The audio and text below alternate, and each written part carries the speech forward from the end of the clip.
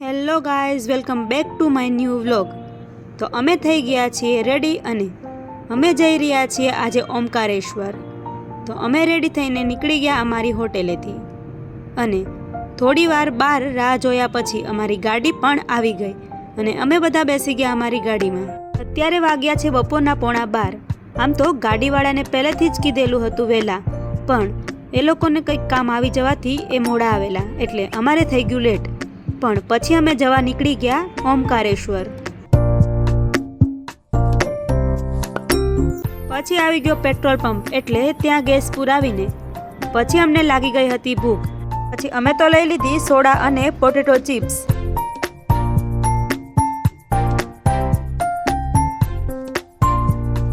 પછી અમે ત્યાંથી પણ નીકળી ગયા ઓમકારેશ્વર જવા માટે, કારણ કે અમારે થતું હતું લેટ.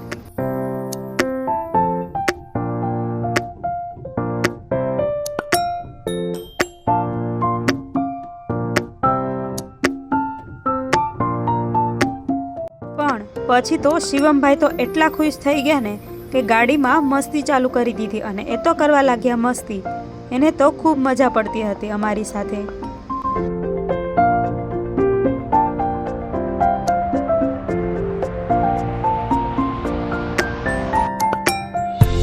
પછી શિવમ અને મારી દીદી બંને કરવા લાગ્યા ડાન્સ, કારણ કે એમને તો ખૂબ મજા આવતી હતી. અમે તો એન્જોય કરતા કરતા રસ્તો પસાર કરી રહ્યા હતા. બહારનું વાતાવરણ પણ ખૂબ મસ્ત હતું, પણ રસ્તાની બંને બાજુ એટલી મોટી ખાઈ હતી ને કે આપણને જોઈને તો ડર જ લાગી જાય. અને વૃક્ષોને એવું તો ખૂબ મસ્ત હતું. જતા જતા રસ્તામાં ટ્રાફિક પણ વધી રહી હતી.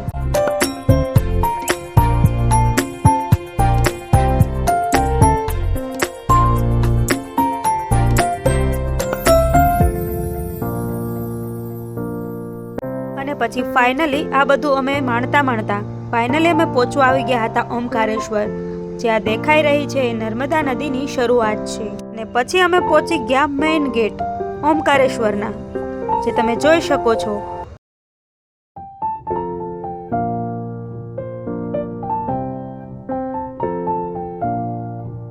પછી અમે અમારી ગાડીને રાખી દીધી પાર્કિંગમાં અને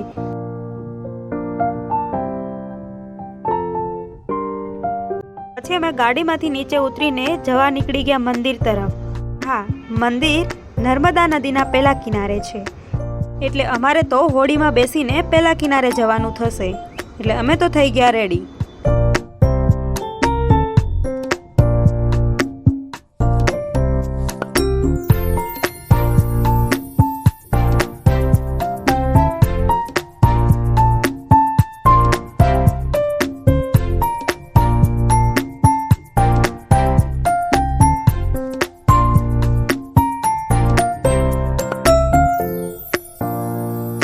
પછી ફાઇનલી અમે આવી ગયા નર્મદા નદીના કિનારે.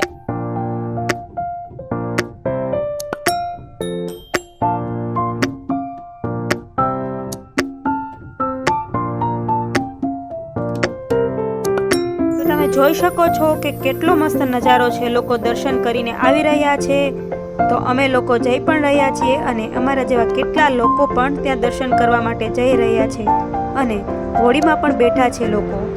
ત્યાંના લોકલ લોકો પોતાનો વ્યવસાય પણ કરી રહ્યા છે અને લોકો નજારો માણી રહ્યા છે. અમે લોકો ધીમે ધીમે નર્મદા નદીના કિનારે જઈ રહ્યા છીએ, કારણ કે અમારે જવાનું છે પેલે પાર. એટલે હોડીવાળાને કહેવાનું હતું કે અમને પેલે પાર લઈ જાઓ.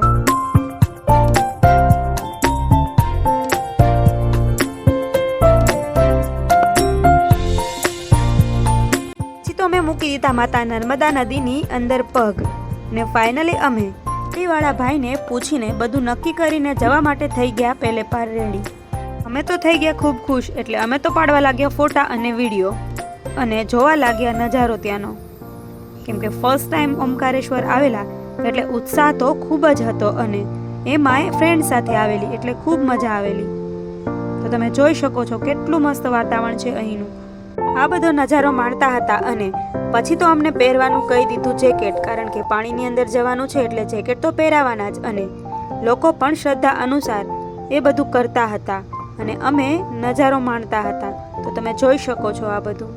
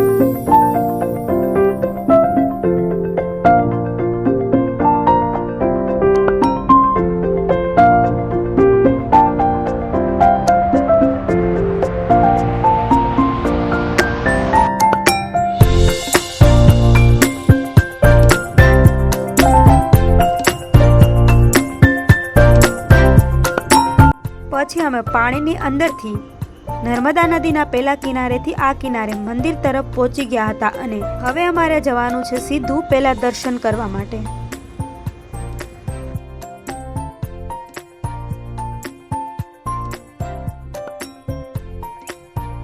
અહીંયાથી લઈ લીધા પ્રસાદી અને ફૂલ ભગવાનને ચડાવવા માટે.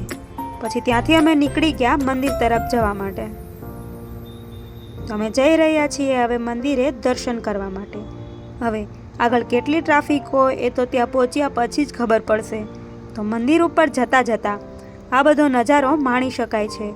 લોકો પણ છે અને અત્યારે સૂર્યાસ્ત થવા આવ્યો છે કારણ કે સાંજનો સમય છે અને અમે મંદિર તરફ જઈ રહ્યા છીએ.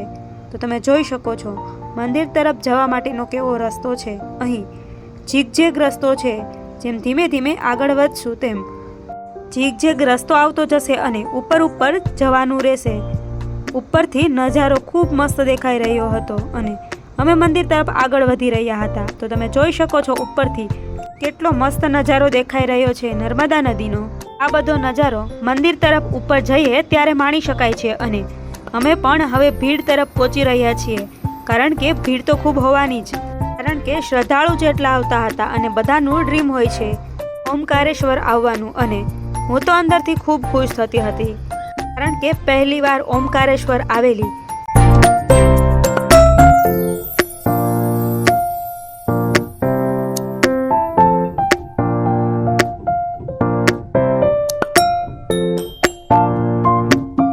જેમ જેમ આપણે મંદિરની અંદર તરફ જઈએ છીએ તેમ એટલું સાંકડું અને ગુફા જેવું આવે છે ને કે આપણને ખ્યાલ જ ના પડે કે આપણે ક્યાં આવી ગયા છીએ. અને એટલું જૂનું અને પૌરાણિક મંદિર છે જ્યાં ખૂબ શ્રદ્ધાળુઓ આવે છે.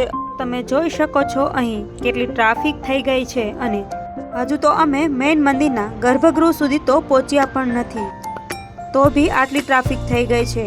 અને હવે અમે ફાઇનલી પહોંચી ગયા છીએ મેઇન મંદિરના ગર્ભગૃહ સુધી. પણ હજી ભગવાન સુધી પહોંચવું તો બહુ અઘરું છે કારણ કે હું દૂરથી જોઈ શકું છું પણ ત્યાં સુધી પહોંચવું અને દર્શન કરવા મારા માટે અઘરા હતા કારણ કે ટ્રાફિક અને શ્રદ્ધાળુઓ દર્શન કરવા માટે ઉમટી પડ્યા હતા. તો તમે જોઈ શકો છો કેટલા લોકો ઉત્સાહથી ભગવાનના દર્શન કરી રહ્યા છે. તો પછી ફાઇનલી અમે પણ દર્શન કરીને ત્યાંથી નીકળી ગયા. કલાક દોઢ કલાકના વેઇટિંગ પછી ભગવાનના દર્શન કરવાનો ચાન્સ અને દર્શન કર્યા પછી જે મને અહેસાસ થયું છે, જે મને મહેસૂસ થયું છે, જ્યાં હું મારી જાતને ભૂલી ગઈ છું. ખરેખર આ મારા માટે એક ચમત્કાર જ હતો જે અત્યાર સુધી મને ક્યારેય ફીલ નથી થયો. અને ફાઇનલી મને એવું લાગ્યું કે હું સાક્ષાત ભગવાનને મળીને આવી છું. અને પછી ત્યાંથી અમે ઓમકારેશ્વર ભગવાનના દર્શનનો લાભ લઈને ત્યાંથી અમે રવાના થવા નીકળી ગયા. અને પાછું અમારે જવાનું હતું હોડીમાંથી જ એટલે અમે હોડીવાળાનો કોન્ટેક્ટ કરીને ત્યાંથી પહેલે પાર જવા માટે નીકળી ગયા. આ વાતાવરણ સાંજના સમયનું છે. આઈ થિંક 6:45 6:30 છે. હવે તૈયારી થઈ રહી છે નર્મદા માતાના કિનારે જે સાંજની આરતી થાય છે એની. એટલે અમે થોડા ઘણા ફોટા પાડીને જવા માટે નીકળી ગયા કારણ કે અમારે જવાનું હતું ઉજ્જૈન એટલે લેટ થવાનું હતું એટલે અમે આરતી માટે નહોતા રોકાણા. ખરેખર આ ચાન્સ લેવા જેવો હતો પણ અમે ના લઈ શક્યા કારણ કે અમારે પહોંચવાનું હતું ઉજ્જૈન અને ઓમકારેશ્વરથી ઉજ્જૈન આઈ થિંક 153 કિલોમીટર જેટલું થાય છે. એટલે અમે 7 7:30 નીકળીએ તોય 11 તો વાગી જ જવાના હતા. એટલે અમે તો પછી નીકળી ગયા.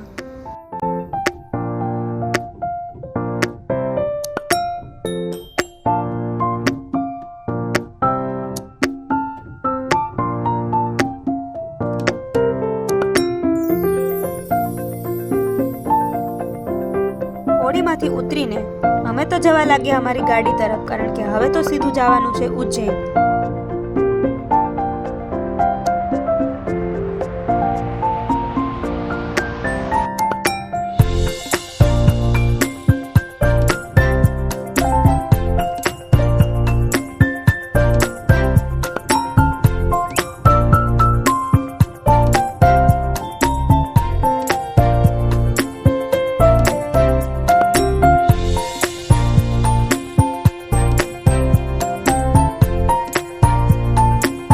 ફાઇનલી અમે ઓમકારેશ્વરને કહી દીધું બાય બાય અને જવા માટે નીકળી ગયા.